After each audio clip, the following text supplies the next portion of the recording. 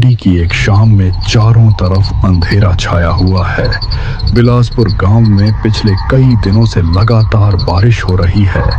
बहुत दिनों से लगातार बारिश होने की वजह से मेंढकों के टर टर पूरे गांव में गूंज रही थी।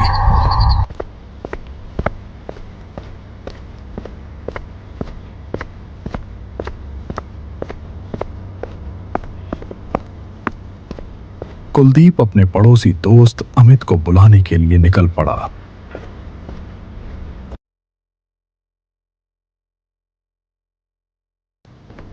ए अमित, क्या कर रहा है रे?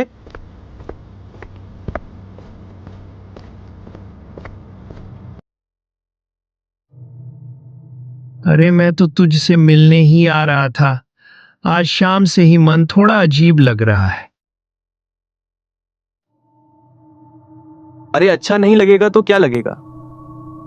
सोचा था सब मिलकर पास के गांव अवधपुर में रावण वध का नाटक देखने जाएंगे, लेकिन इस बारिश ने सब गड़बड़ कर दिया।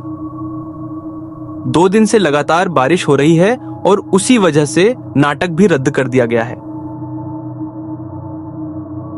और तो और शहर से जो लीलाबाई नाम की यात्रा मंडली आने वाली थी वो भी नहीं आ सकी।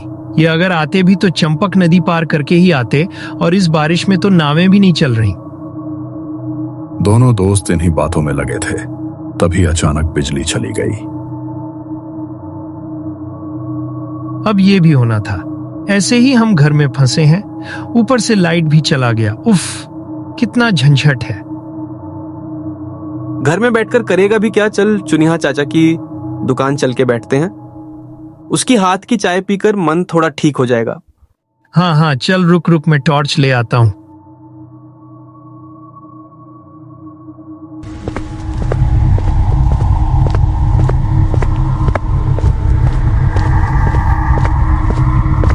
टॉर्च लेकर अमित और कुलदीप निकल पड़े चोनिहा की चाय की दुकान की ओर। गांव की कच्ची सड़कों पर जगह जगह पर पानी भरा था। रास्ते के दोनों तरफ धान के खेत फैले हुए थे।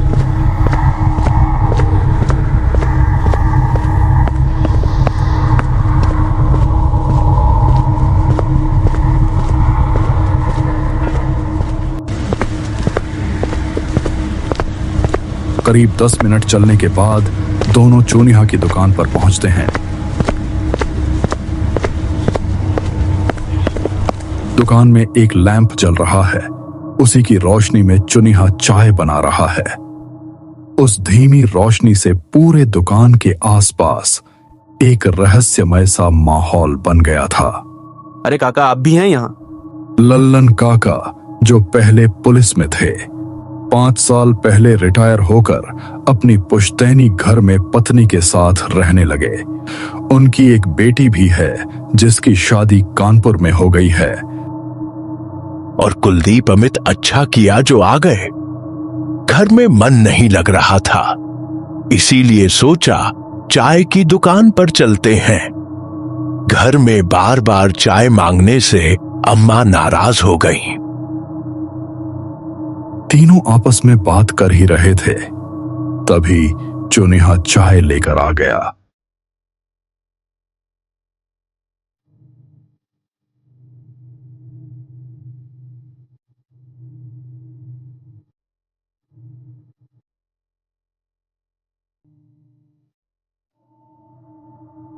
तुम दोनों को खबर मिली है क्या?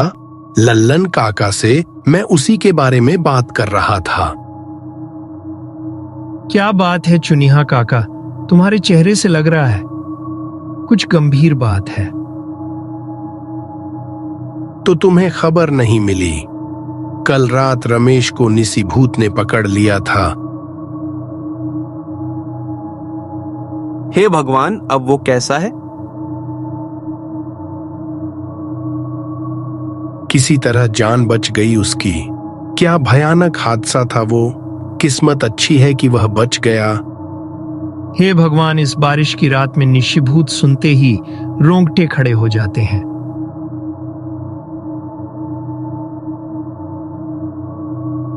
लल्लन अब तक चुपचाप सुन रहे थे।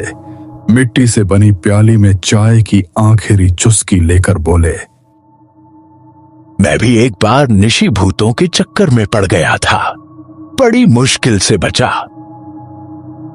क्या बात कर रहे हैं लल्लन काका, वो किस्सा सुनाइए ना। लल्लन काका ने बारिश की रात में अपनी जीवन का वो डरावना किस्सा सुनाना शुरू किया। तब मेरी उम्र कुछ 40 के आसपास रही होगी।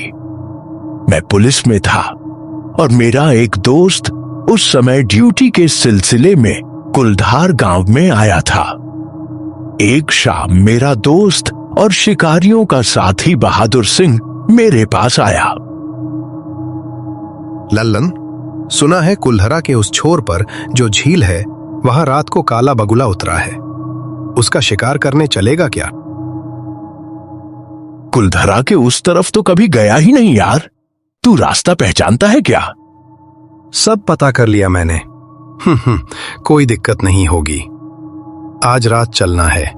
हाँ, लेकिन देखना, आसमान का हाल अच्छा नहीं लग रहा।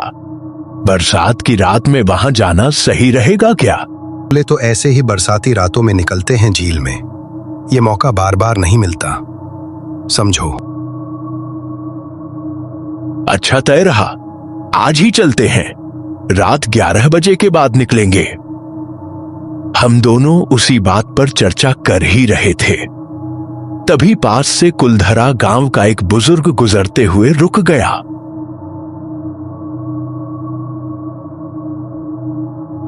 बिल्कुल भी नहीं, गलती से भी उस ओर रात को मत जाना बेटा। उस ओर कोई नहीं जाता, वहां निशी भूत रहता है।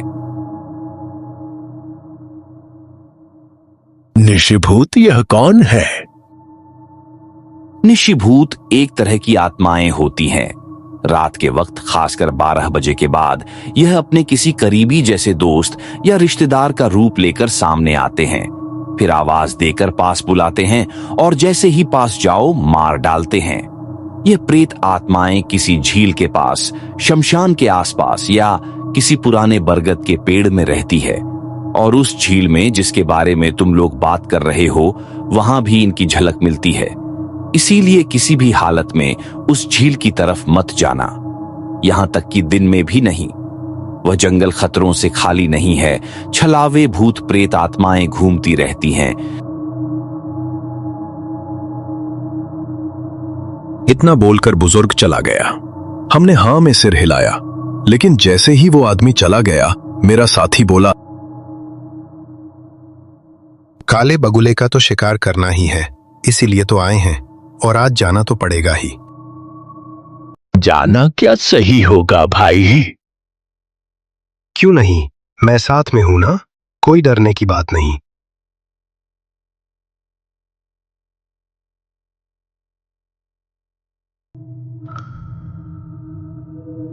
रात को खाना खाकर हम दोनों निकल पड़े उस झील की ओर। वो झील कुलधरा गांव के बिल्कुल आखिरी छोर पर थी। बहादुर आगे आगे चल रहा था और मैं उसके पीछे पीछे।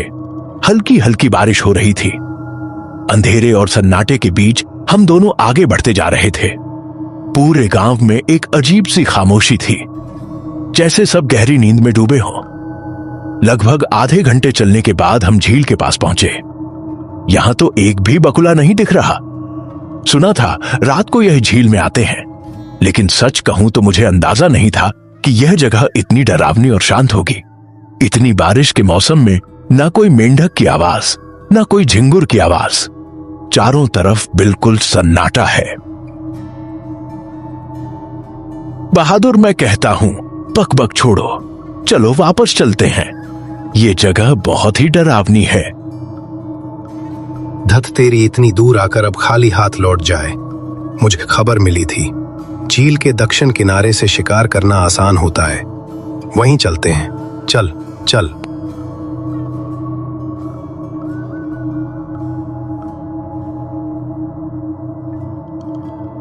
हम दोनों अंधेरे में बढ़ने लगे। बहादुर आगे आगे और मैं उसके पीछे चल रहा था। उस जगह पर जमीन काफी साफ थी और वहां से झील साफ दिख रही थी।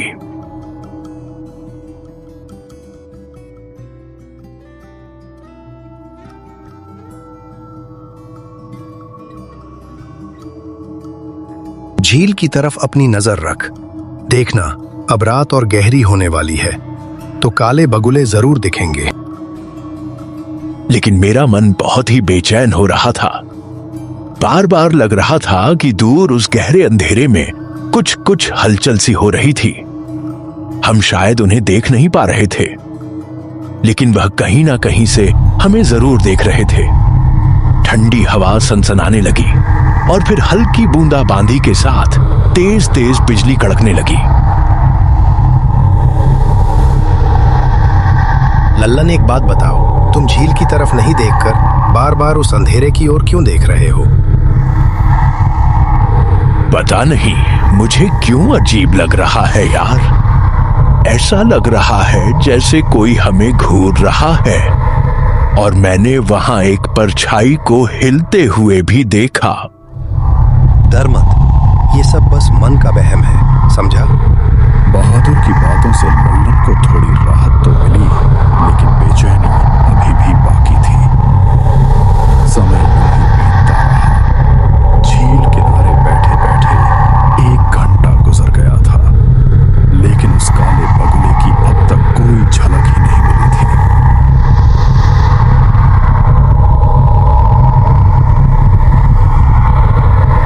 अरे बहादुर, कितना देर से बैठा है पर एक भी बगुला नहीं दिखा। हाँ, मुझे भी अजीब लग रहा है। थोड़ा और इंतजार करते हैं।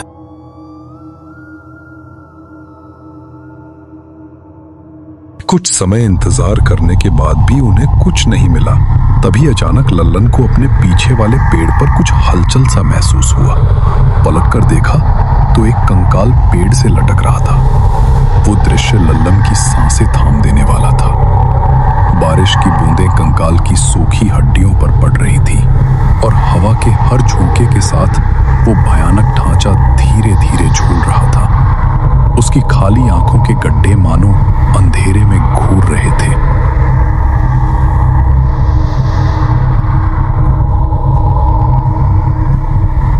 बहादुर, वो देखो। बहादुर, जो झील की तरफ देख रहा था, लल्लन की चीख सुनकर तेजी से पलटा। उसने भी उस कंकाल को देखा। कुछ पल के लिए दोनों सन्न रह गए। बहादुर की आंखों में भी डर की एक चमक दिखी, लेकिन उसने तुरंत खुद को संभाला।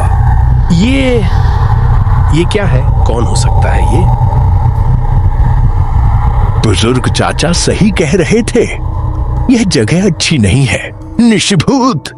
यह जरूर उसी का कोई काम है। चल, यहां से चलते हैं अभी। डर मत, शायद ये किसी जानवर का कंकाल हो या फिर किसी की पुरानी लाश।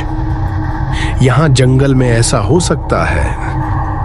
नहीं बहादुर, इसकी हड्डियां ये जिस तरह से झूल रहा है, यह सामान्य नहीं है।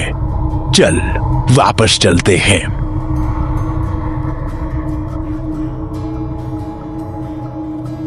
लल्लन की बात अभी पूरी भी नहीं हुई थी कि अचानक झील के बीचों बीच से एक आवाज आई। वह आवाज ठीक वैसे ही थी जैसे कोई दूर से बुला रहा हो, लेकिन उसमें एक अजीब सी गूंज थी, मानो वह पानी के नीचे से आ रही हो। लल्लन, ओ लल्लन, यहां आ। लल्लन, मेरी आवाज? ये तो मेरी आवाज है। कौन हो सकता है वहां? चुप हो जा, यह तू नहीं है, यह निशिभूत है। चाचा ने कहा था यह किसी करीबी की आवाज में बुलाता है। बहादुर, जो अब तक खुद को बहादुर दिखा रहा था, उस आवाज को सुनकर घबरा गया। उसकी आंखों में साफ साफ डर दिख रहा था। वह आवाज फिर से आई, पहले से ज्यादा साफ और पास से, इस बार ठीक बहादुर की आवाज में। बहादुर, डर मत, मैं हूं। मुझे मदद चाहिए, जल्दी आ लल्लन। यह मैं ही हूं। शायद मेरे अंदर का कोई हिस्सा, मुझे जाना होगा। रुक जा, पागल हो गया है? तू यहाँ मेरे सामने खड़ा है, कैसे तू ही वहां हो सकता है? ये तुझे फंसा रहा है, रुक जा। बहादुर पर उस आवाज का जादू चल चुका था। वह लल्लन को धकेल कर झील की तरफ तेजी से भागा। रुक जा बहादुर, रुक जा, रुक जा बहादुर, रुक जा, रुक जा बहादुर, रुक जा। पहुंच गया। बहादुर अंधेरे में झील के किनारे किनारे दौड़ रहा था। लल्लन ने उसे रोकने की बहुत कोशिश की, लेकिन वह उस सम्मोहित आवाज की ओर बढ़ता गया। तभी अचानक एक और बिजली चमकी। रोशनी में लल्लन ने देखा कि जहां बहादुर भाग रहा था, वहां पानी के पास मिट्टी दलदल जैसी दिख रही थी, और अगली ही पल बहादुर का पैर फिसला और वह तेज आवाज के साथ उस दलदल में धंस गया। वह चीखा, लेकिन दलदल ने उसे तेजी से अपनी गिरफ्त में लेना शुरू लल्लन कर बचाओ दिया। लल्लन, लल्लन बचाओ लल्लन, लल्लन बचाओ लल्लन।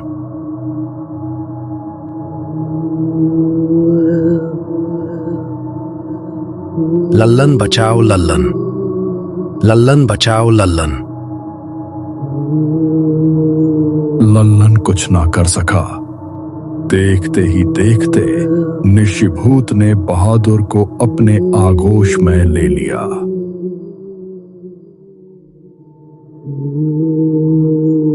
वह काला साया निशिभूत अब लल्लन की ओर घूम गया। लल्लन का पूरा शरीर डर से लकवाग्रस्त हो चुका था। वह भागना चाहता था, लेकिन उसके पैर जमीन से चिपक गए थे। लल्लन, तुम्हारे दोस्त को तो मैं निगल गया, अब तुम्हारी बारी है।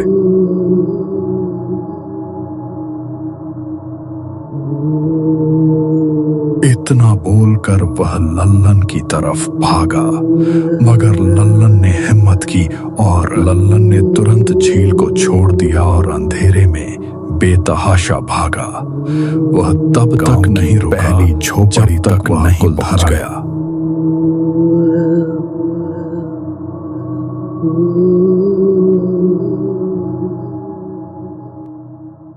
तो इस तरह मैं भागा, मैंने मुड़कर भी नहीं देखा। अगली सुबह जब मैं अपने स्टेशन वापस पहुंचा, तो मैंने कभी किसी को नहीं बताया कि उस रात क्या हुआ था। बहादुर हमेशा के लिए गायब हो गया और मुझे हमेशा के लिए वह आवाज और वह साया याद रह गया। वह रात, वह निशिभूत,